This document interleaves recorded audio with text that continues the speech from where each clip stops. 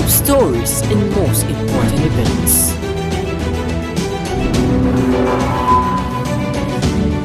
Shaping the nation, stay informed, stay aware.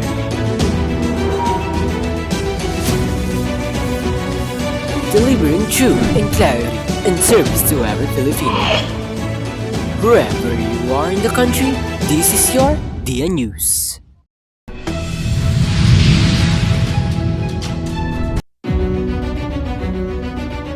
A serious security concern hits the judiciary.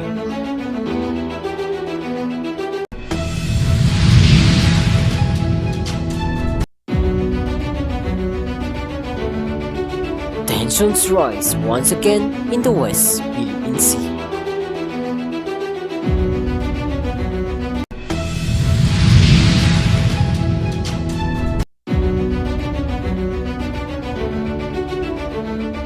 A proud moment for Philippine tennis.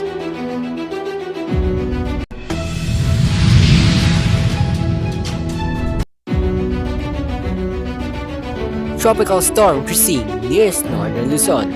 How are locals preparing? Stay tuned for the latest updates and safety reminders.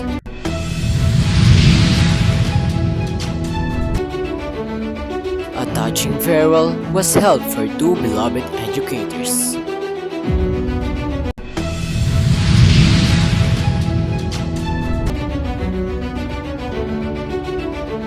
A powerful new drama is coming to GMA's Afternoon Prime, starring Kylie Padilla and Kazel Kinochi. Wherever you are in the country. Once again, this is your Dia News.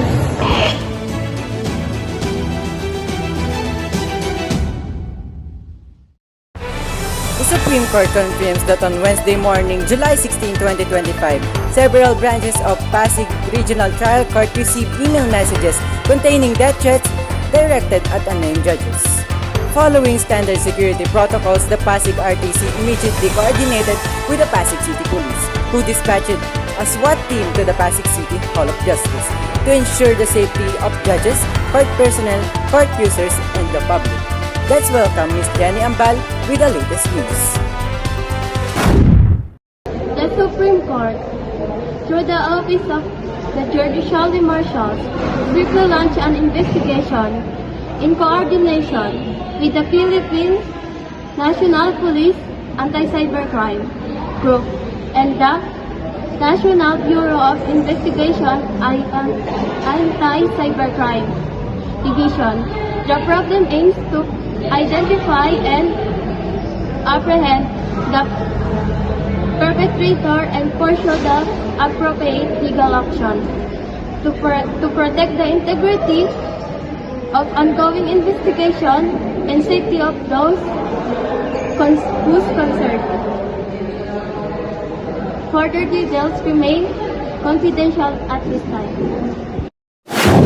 Good day. We are here with Mr. Ross and I'd like you to know his reaction to this news. Mr. Ross, how do you feel about the alarming news? It's very disturbing. Threats like this are not only dangerous, they are direct attack on the justice system. Judges should be able to do their job without a fear. Thank you. That was Ross giving us insight into this developing situation. Stay with us for more updates. Back to you, NJ. Thank you, Ms. Ambal. The judiciary remains committed to upholding judicial independence. Judges will continue to carry out their duties with integrity and calm resolve, guided by fairness and the rule of law. Tensions are rising again in the West Philippine Sea. Chinese vessels reportedly came close to Philippine Navy ships during joint military exercise with the U.S. Navy. This is just one of many recent incidents in the disputed waters. Today, according to the Armed Forces of the Philippines, Chinese Coast Guard and militia ships moved dangerously close during the trips. Though there was no clash, officials called it as an act of intimidation. The U.S. Navy blocked the Philippines and reminded everyone of their mutual defense and support for a free and open Indo-Pacific. This latest incident adds pressure to the talks between Manila and Beijing, but Philippine officials say they won't back down and will continue to defend our rights, especially under the 2016 Hague ruling, which rejected China's sea claims. We'll be right back only on DA News. Stay.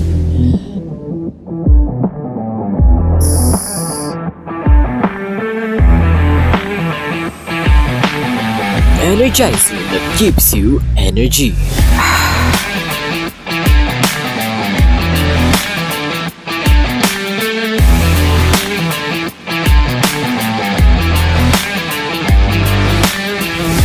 Drink your Energizer, drink Sting.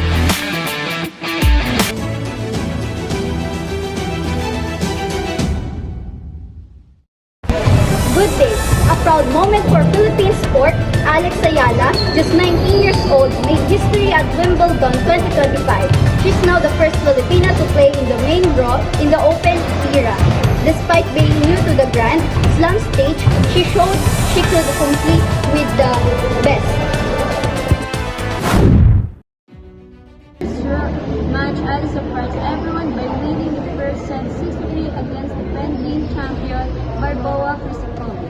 Her strong grand strokes, smart plays, and calm presence both fans and tennis experts. But Kristofova's experience showed in the end. She came back to win the next two sets 6-2 and 6-1. Even before the match, President Bongbong Marcos praised Alex and said the whole country is supporting her. Though she did win, Alex proved she belonged to the world stage. Good afternoon. We're here with the local fans to hear their thoughts on Alex Ella Wimbledon debut. Joining us is Ralph, a proud supporter of Philippine sport. Hi Ralph, what did you think of Alex's performance? Fine, I'm so proud of her. Even though she lost winning one set against a Grand Slam champion is amazing. She really showed heart and talent. Thank you very much. That was Ralph giving us insight into this developing situation. Stay with us for more updates. Back to you, Jay. With the strong Wimbledon debut, Alex continues her amazing year. She's now in the WTA Top 100 and has already played in her first WTA final. Her journey is just getting started and the Philippines proudly supports her every step of the way. Stay tuned as she prepares for her next big challenge in the US Open. Storm freezing expected to make a landfall in either Cagayan and the Babuyan Islands, says Pag-asa. It may also bring strong winds and heavy rains in Baguio City this afternoon.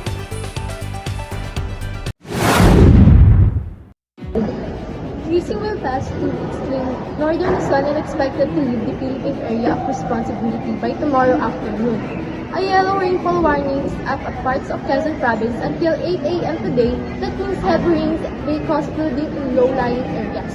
Storm surge warning are also raised in Cagayan, Ilocos Norte, Ilocos Sur, and parts of Isabela. Winds may reach 1 to 2 meters high near coastal areas. Sure, here a short interview is given in English about tropical storm freezing, featuring our reporter speaking with a concerned citizen. Good day. Pag-asa reports that tropical storm freezing recently in Cagayan or the Babuyan Island and bring strong winds and heavy rain back to Baguio City this afternoon. Julio Alban, a local resident, how are you preparing for this day? We're ready to secure our house and stock up on food and water.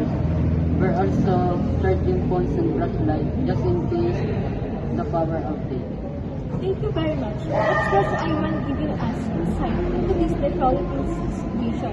Stay with us for updates. Back to you, Jamaica. He urged everyone to stay alert and take safety precautions. Avoid the shorelines and flood-prone areas if you're in the affected zone. We'll be right back only on DA News.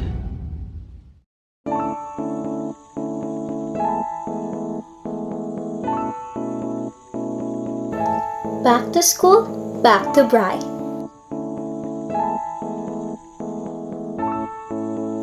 Getting ready?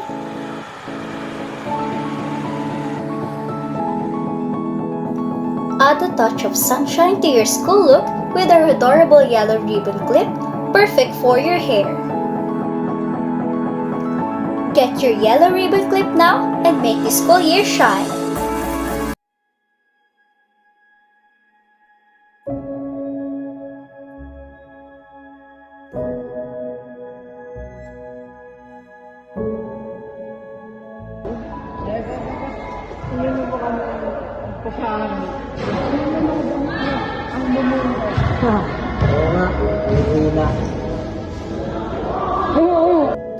Pangit, may hinang nilalang, walang laban sa lalaki, malandi, pamimintas sa katawan, mga salitang binibitawan ng mga tao, ngunit hahayaan na lamang ba natin silang pagsalitaan tayo ng mga masasakit na salita?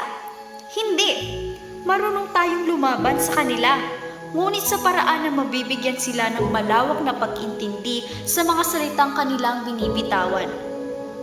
Ang bawat salita na binibitawan ay hindi maibabalik.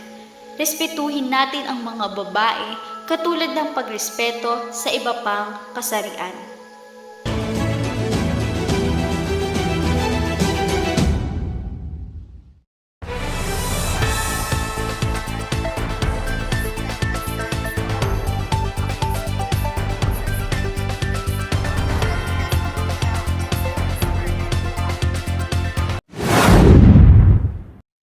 The Maguindanao and Sergio Campo were both recognized for their outstanding service, leadership, and the lasting impact they made on the Sans community.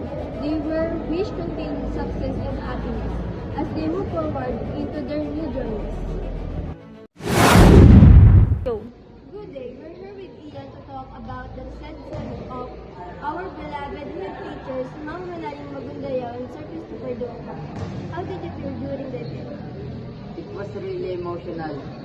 Mom and sir have done so much for us, and it's really hard to see them go.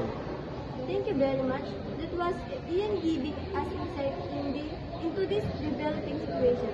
Stay with us for more updates. Back to you, Jamaica. Big changes are coming to GMA's Afternoon Prime. Black's a new drama series is set to shake up your afternoons starting this Monday. The highly anticipated show, My Father's Wife, stars Kylie in a bold and emotional, intense role alongside with the rising star, Hazel Pinochi. Kylie Padilla takes center stage once again, marking a powerful return to drama. The actress has been vocal about her personal challenge, opening up about the struggles of being a single mom and the heartbreak she still feels from the loss of her iconic character, Amihan, and the hit fantasy series Encantada. Good day, we're here with John Paul, a TV drama fan, to get the reaction to GMA US Prime series, My Father's Wife. Starring Kylie Padilla and Hazel Pinochi. What do you think about this new show? I'm very excited about it. Kylie Padilla is a very great actor, and the sound of movies are full of drama and full of devotion. I think it will be moving to. Thank you very much. That was John Paul giving us insight into this developing situation. Stay with us for more updates. Back to you, MJ. Thank you, Audrey. My Father's Wife promises to deliver a gripping story filled with secrets, betrayal, and family drama. Powered with a raw, real-life emotion from its stars, don't miss its premiere this Monday, only on GMA Afternoon Prime. Wherever you are in the country, Once again, this is your DN News.